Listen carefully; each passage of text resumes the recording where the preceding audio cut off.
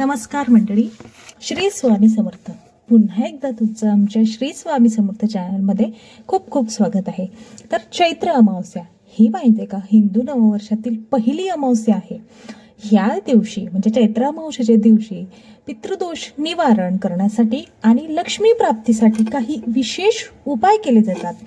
ही रात्र अत्यंत शक्तिशाली मानली जाते. कारण माहिती आहे का, ह्या दिवशी केलेले जे काही उपाय आहेत ते पितरांना प्रसन्न करतात, ज्यामुळे तुमच्या घरात सुख, समृद्धी आणि लक्ष्मीचा वास हा सदैव राहतो.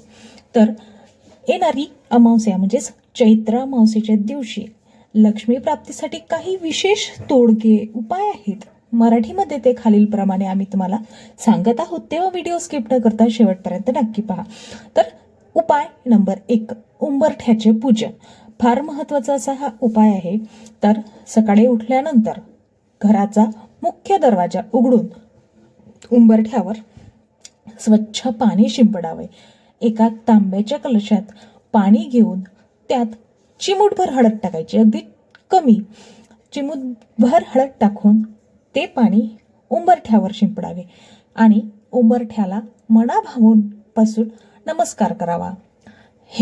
हा उपाय लक्ष्मीला घरात आमंत्रित करण्याचे लक्षण आहे असे मानले जाते. उपाय नंबर 2, पिंपळाच्या झाडाखाली दिवा. अमावस्येच्या संध्याकाळी पिंपळाच्या झाडाजवळ एक तुपाचा दिवा लावावा. तूप हे शक्यतोवर गाईचं असावं. यामुळे शनी दोष दूर होतात आणि तुमचे पितर प्रसन्न होऊन लक्ष्मी प्राप्तीचा आशीर्वाद देतात आणि पितृदोष सुद्धा दूर होतो, त्यामधून सुद्धा तुम्हाला मुक्तता मिळते. त्यानंतर नंबर 3 आहे स्नानात तीळ म्हणजे अंघोळीच्या पाण्यात तीळ. चैत्र अमावस्येच्या दिवशी सकाळी स्नान करताना म्हणजे अंघोळ करताना पाण्यात तुमच्याकडे जर काळे तीळ असतील तर काळे तीळ टाकून स्नान करावे. या उपायाने पितृदोष आणि नकारात्मक ऊर्जा जी आहे ती दूर होते, ज्यामुळे घरातील आर्थिक समस्या ह्या हळूहळू सुटायला लागतात आणि पितृदोष असेल तर तो सुद्धा कमी व्हायला लागतो. आता उपाय नंबर 4, अन्नदान आणि दानधर्म. अमावस्येला पितरांच्या नावाने गरजू लोकांना किंवा ब्राह्मणांना अन्नदान करावे. अन्नदान तुम्ही आपापल्या सोयीप्रमाणे करू शकता. वस्त्रदान करावे. याने पितरांचे आशीर्वाद मिळतात आणि आर्थिक समृद्धी सुद्धा येते. आता दान हे तुम्ही कुठलंही करू शकता, पण तुमच्या खिशाला परवडेल असं तुम्ही काही करू शकता. उपाय नंबर 5, लक्ष्मी मंत्राचा जप. संध्याकाळी माता लक्ष्मीची पूजा करून ओम श्रीम ह्रीम क्लीम ऐं कमलावसिन्ये स्वाहा किंवा मग ओम महालक्ष्मी नमो नमः या मंत्राचा जप कमळाच्या माळेवर 108 वेळा करावा. म्हणजे कमळगट्ट्याची जी माळ असते ती 1 माळ. त्यानंतर उपाय नंबर 6, घराची स्वच्छता. हा फार महत्त्वाचा उपाय आहे.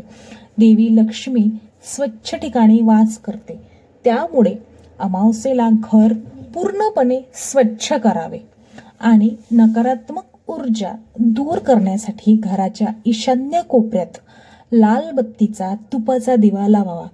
तूप लक्षात असू द्या, तूप हे शक्यतो शुद्ध गाईचंच असावे.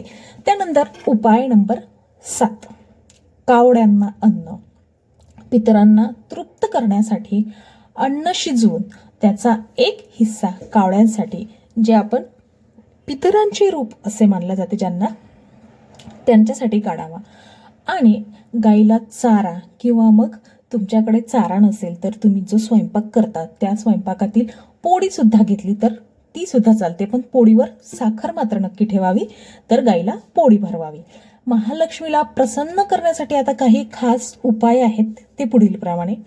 घर आणि पूजा स्थळ हे स्वच्छ ठेवायचं. चैत्र अमावस्येच्या दिवशीच नाही तर प्रत्येक येत्या अमावस्येला घर, विशेषतः पूजास्थान जिथे तुमचं पूजेचं स्थान आहे तिथे पूर्णपणे स्वच्छ करा. लक्ष्मी मातेला लक्षात असू द्या, स्वच्छता ही फार प्रिय आहे. नंतर आहे कमळाचे फूल आणि लाल वस्त्र. पूजेमध्ये माता लक्ष्मीला लाल रंगाची फुले किंवा मग शक्य असेल तर कमळाचे फूल जर तुम्हाला मिळत असेल तर कमळाचे फूल हे अर्पण करावे.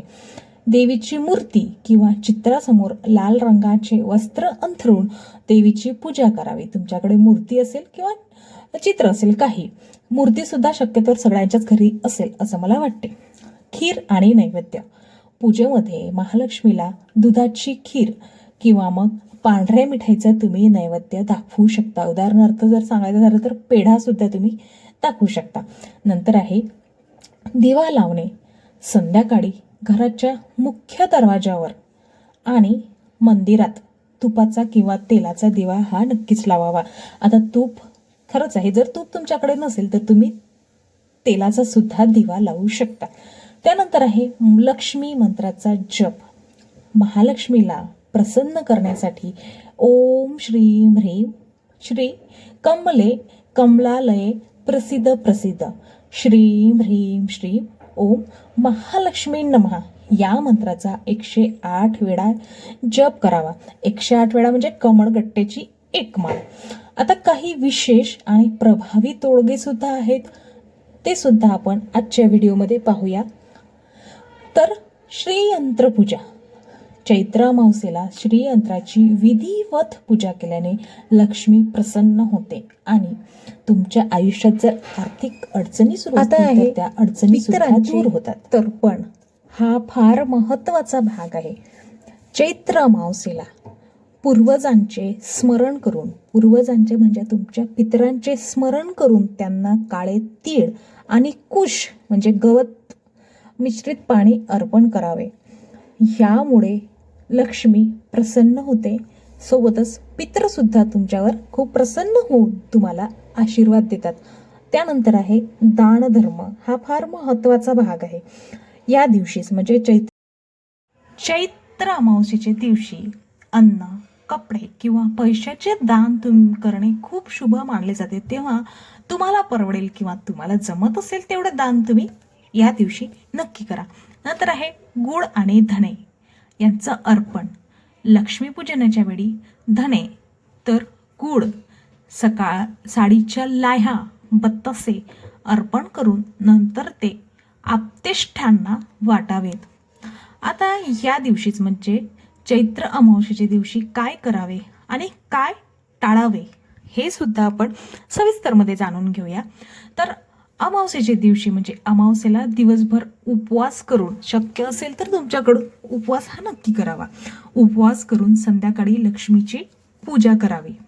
घरात झाडू किंवा कचरा बाहेर जर टाकायचा असेल तर तो तुम्ही सूर्यास्ताच्या आधी म्हणजे सूर्य मावळायच्या आधी टाकावा. अतिशय साधे, सरळ आणि सोपे हे उपाय आहेत. मनाभावापासून केले तर तुमचे पितृसुद्धा प्रसन्न होऊन तुम्हाला आशीर्वाद देतील आणि आर्थिक प्रगती सुद्धा होईल. लक्ष्मी मातेचा आशीर्वाद सुद्धा तुम्हाला नक्कीच लाभेल. फक्त मनाभावापासून हे उपाय तुम्ही नक्कीच करा. व्हिडिओ शेवटपर्यंत बघितल्याबद्दल तुमचे मनापासून आभार. व्हिडिओ आवडल्यास एक लाईक आणि शेअर नक्कीच करा.